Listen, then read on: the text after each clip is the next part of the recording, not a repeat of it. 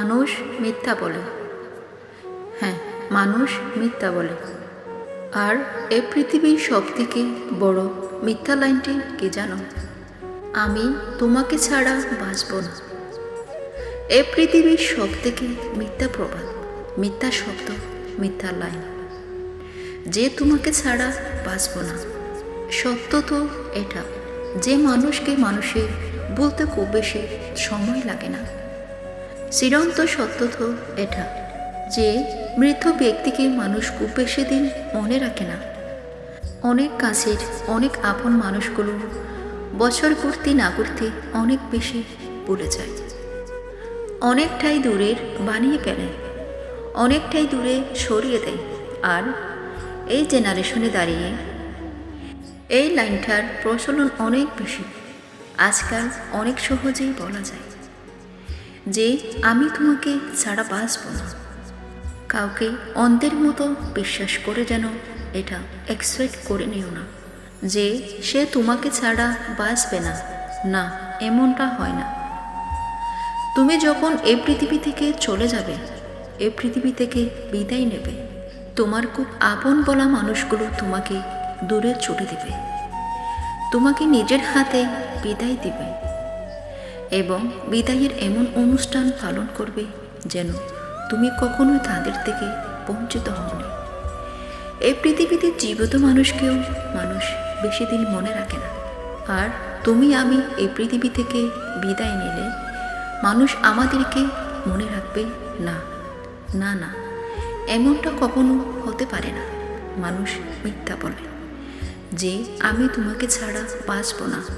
বিশ্বাস করুন, যদি আমাদের মৃত্যুর পরেও আমরা যদি এটা দেখতে পেতাম যে আমাদের আপন মানুষগুলো কী করেছে, যাদের জন্য আমরা আমাদের জীবনের মূল্যবান সময়গুলো নষ্ট করছি, যাদের জন্য আমরা আমাদের গুরুত্বপূর্ণ সময়গুলোকে উৎসর্গ করেছি, তারা আমাদের জন্য কি করেছে, তাহলে হয়তোবা দ্বিতীয়বার মরে যেতে ইচ্ছে করত।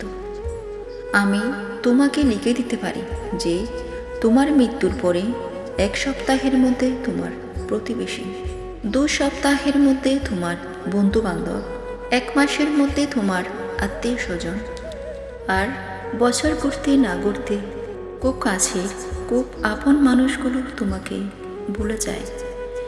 আর আমি বলছি না যে ভুলে যাওয়া খুবই বাজে অভ্যাস, না, এটা দুনিয়ার জীবনে অনেক কাজে আসে, যেগুলো ভুলে যাওয়াটা প্রয়োজন। আর এটাকে এক্সপেক্ট করো যে মানুষ ভুলে যায়। যদি মৃত্যুর পরে কোনো হিসাব আমাদেরকে দিতে হয়, তাহলে সেটা আমাদেরকে দিতে হবে। আর যখন তুমি এই হিসাব দেবে, তখন তুমি এটাকে অনুভব করবে যে পৃথিবীতে নিজের থেকে অধিক আপন কেউ ছিল না। এই যে আমরা একা আসি, একা যাই, এটা আমাদের জন্য একটা মেসেজ, একটা বার্তা যে আমাদের সব থেকে আপন আমরা নিজেরাই। মোরাল অফ দ্য স্টোরি কি জানো?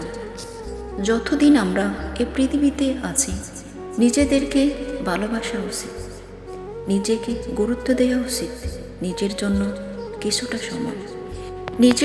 কিছুটা সময় বের করা উচিত। এত টেনশন করে দুশ্চিন্তা করে কোনো লাভ নেই, এত মন খারাপ করে কোনো লাভ নেই, এত মানুষের মন জয় করার চেষ্টা করে কোনো লাভ নেই। নিজের মন জয় করার চেষ্টা করো, নিজেই নিজেকে ভালো রাখার চেষ্টা করো। অন্যের জন্য নেগেটিভ কামনা করো না, নিজের জন্য পজিটিভ চিন্তা করতে যেন কিপটামো করো না। নিজের ভালোটা চাওয়ার জন্য যেন নিজেকে স্বার্থপর মনে করো না। প্রত্যেকটা মানুষ নিজের ভালোটা চায়, তোমার ক্ষেত্রেও এর ব্যতিক্রম কিছু নয়। তুমিও নিজের ভালোটা কামনা করো, তুমিও নিজের জীবনটাকে ভালো করার চেষ্টা করো। চেষ্টা তো করা যেতেই পারে, না জানি জীবন নামের নোটবুক সেটাই লেখা হবে, বাক্য নামের যেটা পুস্তকে অলরেডি লেখা আছে। আরেকবার বলছি, জীবন নামের নোটবুকে সেটাই লেখা হবে, ভাগ্য নামের পুস্তকে যেটা অলরেডি লেখা আছে কিন্তু ভাগ্য নামের পুস্তকে কি লেখা আছে এটা কে জানে? আমরা কেউ জানি না। তাই ভাগ্যের দোহাই দিয়ে হাত গুটিয়ে বসে থাকাটাও আমাদের জন্য খুব একটা বেশি বুদ্ধিমানের কাজ হবে না বলে আমার মনে হয়।